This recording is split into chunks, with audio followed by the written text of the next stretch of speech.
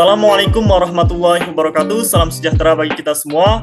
Kami dari kelompok 8 Indralaya A. Di sini kami akan membahas materi biokimia mengenai katabolisme glukosa. Adapun dosen pengampu dari mata kuliah ini adalah Bapak Dr. Andes Made Surkaryawan MSI PhD dan Ibu Dr. Diah Kartikasari MSI. Adapun anggota kelompok ini adalah saya sendiri, yaitu Muhammad Khairul Hikam dan Saudari Lestari Pakpahan dan Saudari Miftahul Jannah. Adapun tujuan pembelajaran dari biokimia ini adalah mahasiswa mampu menunjukkan sikap bertanggung jawab untuk memahami glikolisis dan katabolisme glukosa. Adapun alat dan bahan dalam pembuatan video ini kami menggunakan referensi melalui website ataupun buku ajar, perangkat smartphone, software edit video, dan software meeting. Adapun isi presentasi atau video kami, yang pertama membahas mengapa manusia membutuhkan karbohidrat, yang kedua bagaimana kandungan karbohidrat pada pangan, yang ketiga tahap pencernaan karbohidrat, yang keempat untuk apa makhluk hidup melakukan katabolisme, dan yang terakhir yaitu mekanisme katabolisme glukosa. Untuk materi selanjutnya akan dijelaskan oleh Saudari Miftahul Jannah. Baiklah, di sini mengapa manusia membutuhkan karbohidrat? Manusia membutuhkan karbohidrat karena karbohidrat memiliki fungsi yang sangat penting. Fungsinya yaitu sebagai berikut. Yang pertama yaitu sebagai sumber energi. Karbohidrat merupakan zat gizi yang dapat digunakan sebagai energi bagi tubuh manusia. Tanpa karbohidrat, manusia tidak akan memiliki energi untuk melakukan aktivitas sehari-hari. Kebutuhan energi dapat dipenuhi dengan mengkonsumsi makanan yang mengandung karbohidrat. Yang kedua yaitu menjaga massa otot tubuh. Saat tidak ada cadangan makanan atau lemak, energi akan digunakan otot untuk beraktivitas. Dengan terus-menerus menggunakan massa otot, tubuh manusia akan terasa lemas dan tidak bertenaga. Lalu yang ketiga yaitu ada mengoptimalkan fungsi protein. Manusia harus mengoptimalkan asupan karbohidrat agar fungsi protein juga dapat terserap dalam tubuh dengan baik, karena keduanya merupakan bagian terpenting dari tubuh manusia. Lalu yang keempat yaitu mencegah dari berbagai penyakit. Serat yang terkandung dalam karbohidrat dapat mencegah berbagai penyakit dan sistem kekebalan tubuh. Karbohidrat dalam sayur atau buah merupakan nutrisi yang baik bagi tubuh. Oleh karena itu, sangat dianjurkan untuk mengatur karbohidrat dengan baik agar terhindar dari berbagai penyakit. Lalu ada juga untuk mengontrol berat badan, yaitu karbohidrat dapat mengontrol berat badan manusia yang menjadi pemicu kenaikan berat badan. Maka dari itu, orang yang sedang diet atau ingin menurunkan berat badan akan mengurangi konsumsi karbohidrat. Yang keenam yaitu pemenuhan nutrisi dalam tubuh. Karbohidrat ialah makronutrien atau nutrisi yang dibutuhkan tubuh dalam jumlah tinggi. National Institutes of Health bahkan menyarankan bahwa setiap individu harus mengkonsumsi 45% hingga 65% karbohidrat dari total kalori yang dikonsumsi.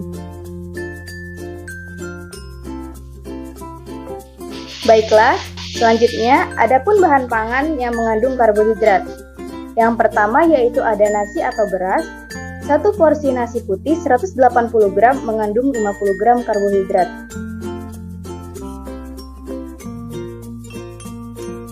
Yang kedua ada gandum. Gandum mengandung 66,3 gram karbohidrat per 100 gram. Yang ketiga ada ubi jalar. Ubi jalar mengandung 20 gram karbohidrat per 100 gram.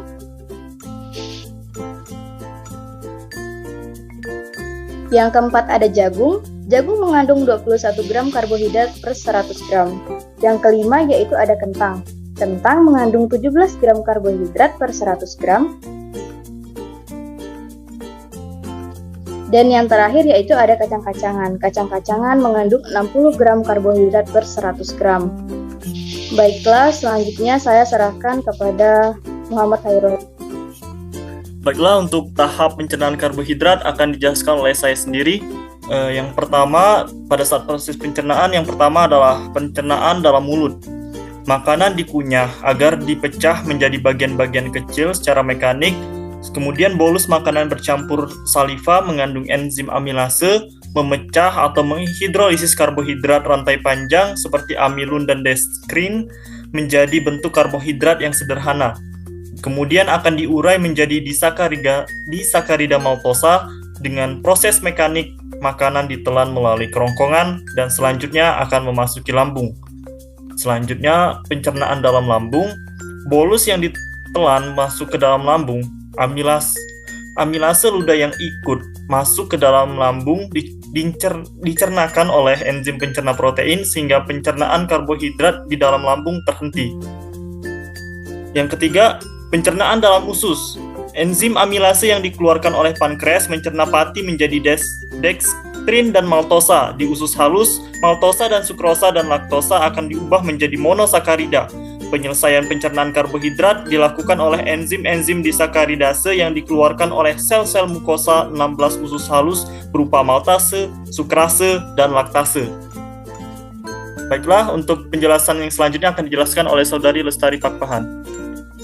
Baiklah, terima kasih atas kesempatannya. Di sini saya akan menjelaskan mekanisme katabolisme glukosa.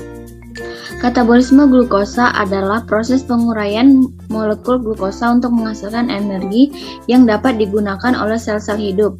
Mekanisme katabolisme glukosa pada makhluk hidup terdiri dari 3 tahapan utama.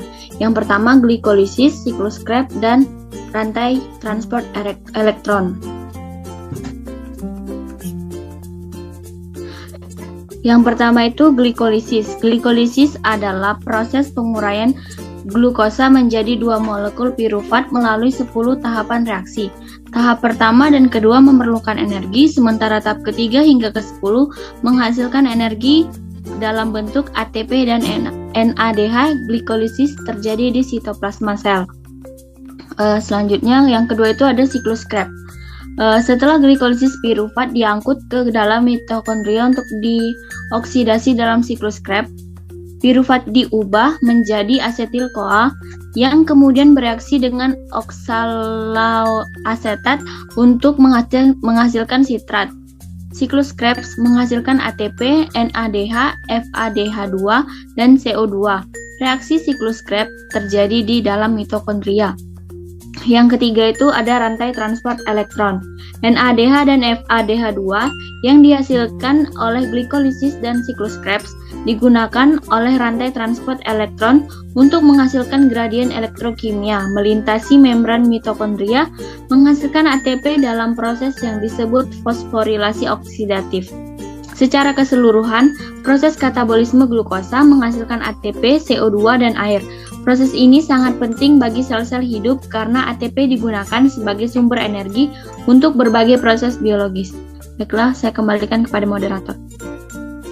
Baiklah, itu saja pemaparan materi dari kami.